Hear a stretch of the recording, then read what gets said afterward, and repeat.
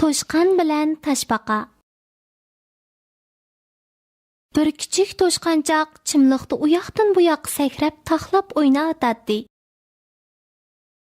Toshqanchoq bir toshbaqaning asta o'milab kelayotganligini ko'rib, mazoq qilgan holda: "Toshbaqa aka, nima unda qasd o'milaysan?"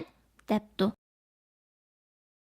Toshbaqa toshqanning so'zlariga pisand qilmay, o'z yo'liga mengayveribdi.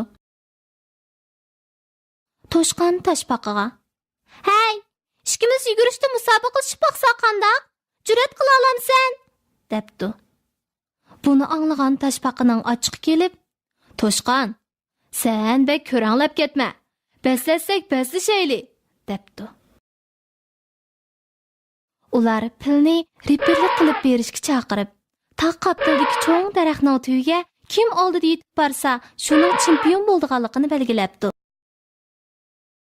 Pil uzun xartumini bir shiltibla musobaqa boshlanganligini e'lon qildi.